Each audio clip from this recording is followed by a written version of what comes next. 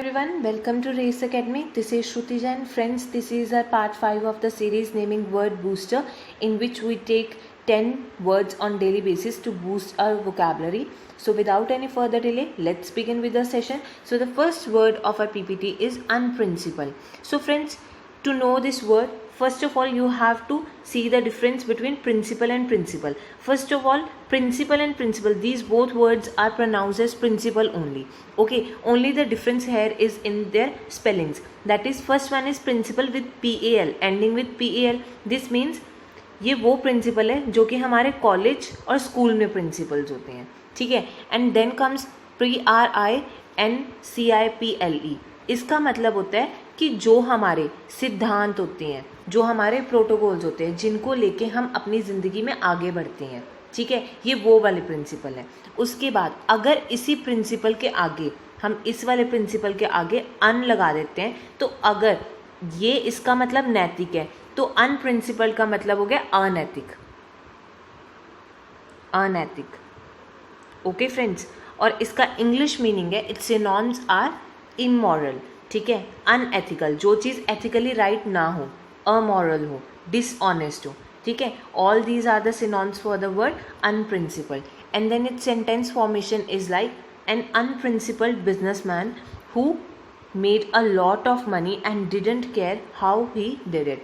कहते कि एक अनप्रिंसिपल्ड बिजनेसमैन था जिसने बहुत सारी मनी बनाई, जिसने बहुत सारा पैसा कमाया, पर उसे ये कोई फ़र्क नहीं पड़ा कि उसने ये पैसा कैसे कमाया, वेदर मॉरली और इमोरली. ठीक है, मतलब कि उसने अच्छे प्रोटोकॉल्स के साथ अच्छे सिद्धांतों पे ये पैसा कमाया या फिर बुरे सिद्धांतों पे, उसे इस चीज़ का कोई मैटर नहीं था. इसलिए उसे हमने क्या बोला, अनप्रिंसिपल्ड businessman. Okay friends, so this was the first word of our PPT. Moving on to the second word of our PPT, that is reformation. Friends, to know this word, first of all you have to know the meaning of reforms. Reforms हमें पता है कि हम क्या करते हैं. हमारे constitution में बहुत सारे रिफॉर्म्स होते हैं.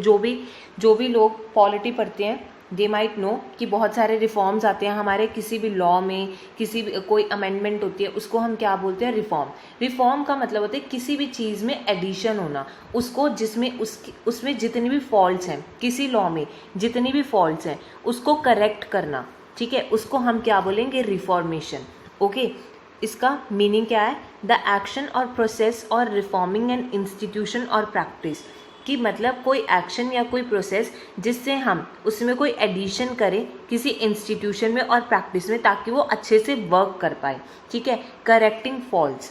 Okay friends, it's sentence formation is like part of the reformation of the company was hiring all new management. कहते कि एक पार्ट ऐसा था रिफॉर्मेशन का, किसका, कंपनी का, जिसमें क्या करना था, सारे न्यू मैनेजमेंट को चेंज करना पड़ना था ताकि कंपनी अच्छे से वर्क कर पाए. ठीक है, कंपनी अच्छे से राइज कर पाए. Okay friends, so this was the second word of our PPT. Moving on to our next word of the PPT, that is mammoth. Friends, first of all it is pronounced like mammoth only. Okay, और उसके बाद मैं आप लोगों को बता देती हूँ, mammoth एक एलिफेंट था. ठीक है, जो अब इस दुनिया में से एक्सटिंक्ट है, मतलब लुप्त हो चुका है वो.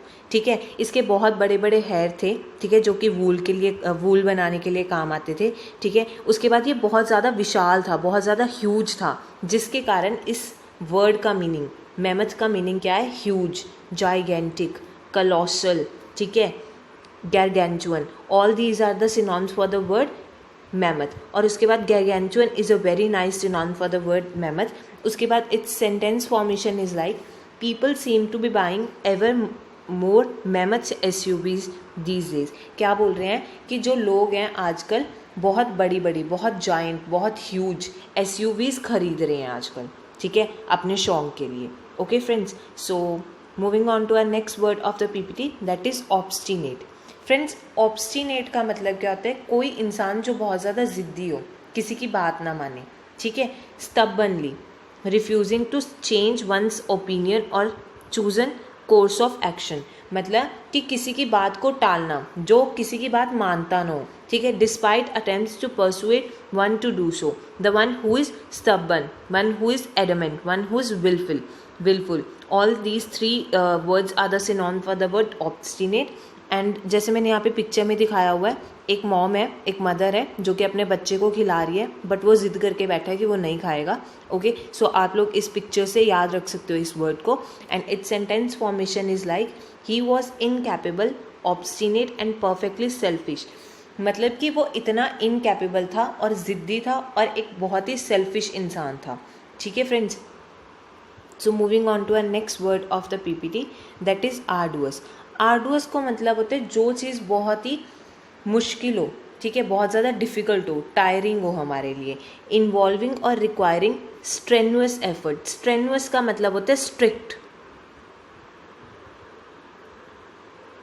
स्ट्रिक्ट या फिर हार्ड. ठीक है, these are the words that represent the word strenuous. ठीक है, कोई भी ऐसी चीज़ जो रिक्वायर करती है स्ट्रिक्ट या हार्ड एफर्ट्स. ठीक है, difficult and tiring, difficult, hard, strenuous, burdensome, all these are the synonyms for the word arduous.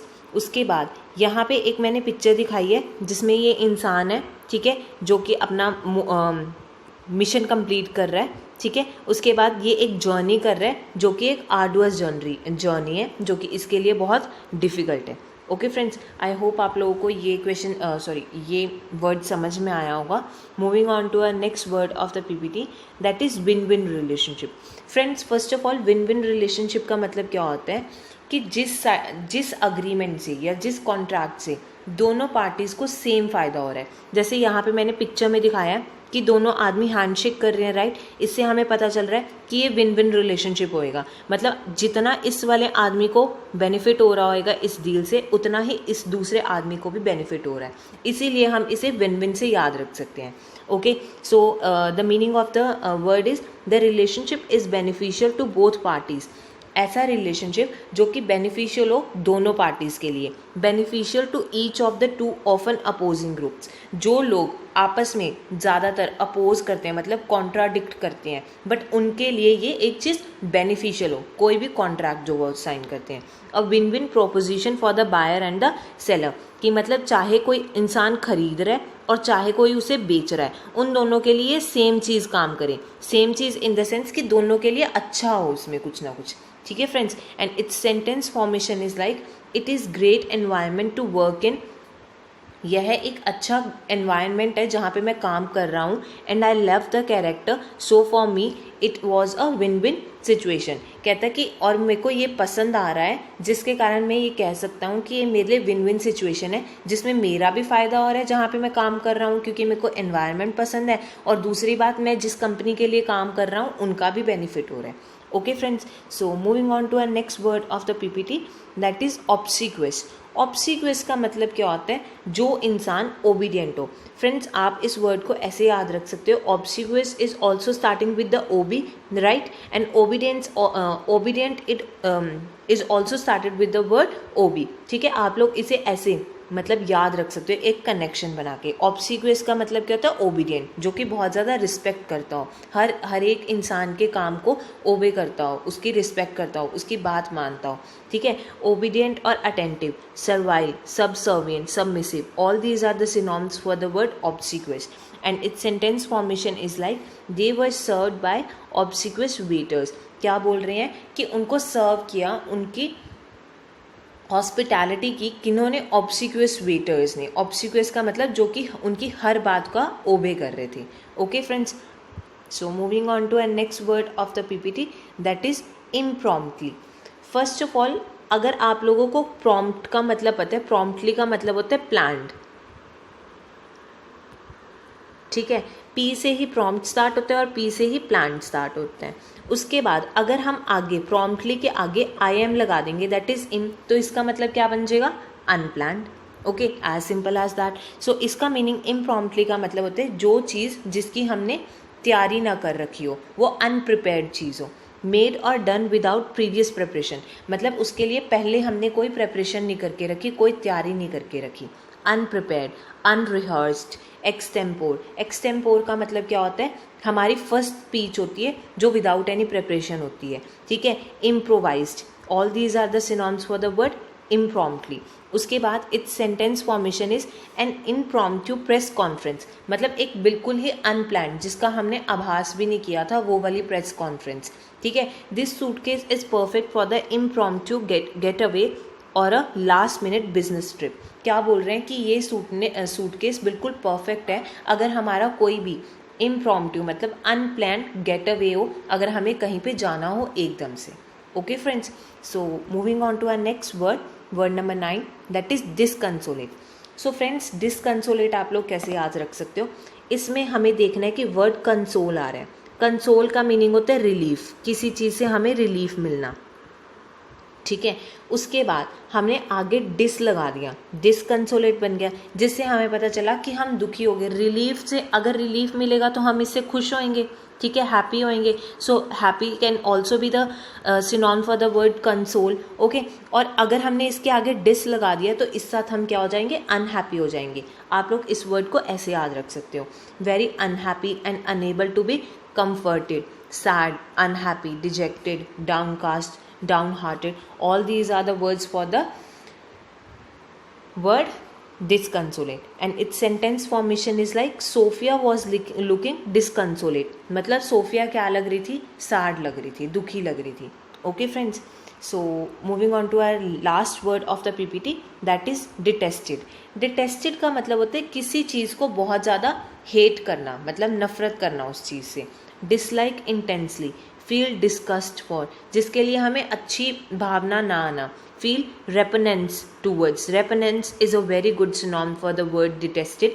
Okay, dislike करना किसी चीज़ को. disdain, disrelish, all these are the word synonyms for the word detested. Okay, जैसे अब यहाँ पे क्या है, एक लेडी एक बच्ची है, छोटी बच्ची, जिसको ये ब्रोकली ऑफर की जा रही है, बट वो बच्ची इस चीज़ को मतलब इनटेक करने के लिए खुश नहीं है क्योंकि उसे ब्रोकली पसंद नहीं है, ठीक है. And its sentence formation is like I have been detested this woman from day one.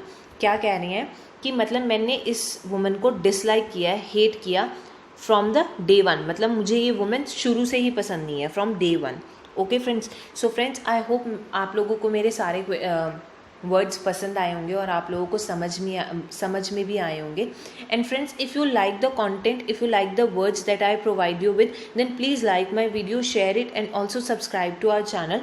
And friends, मैंने आप लोगों को लास्ट वीडियो में एक वर्ड पूछा था, synonym for the word braggadocio, and its right answer is option number B, that is Bragg.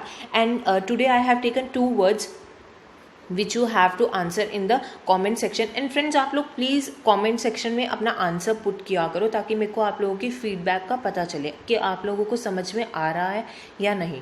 Okay, and first question for you is synonym for the word misanthrope. यहाँ पे आपको बताना है कि मिसएंथ्रोप का सिनोनिम क्या है. Option number A is benefactor, option number B is charitable, option number C is hater of mankind, and option number D is lover.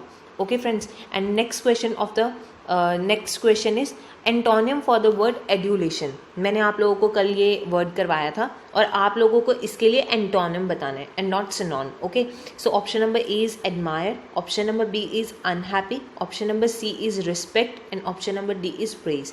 So friends, आप लोग प्लीज़ इसका आंसर कॉमेंट सेक्शन में देना.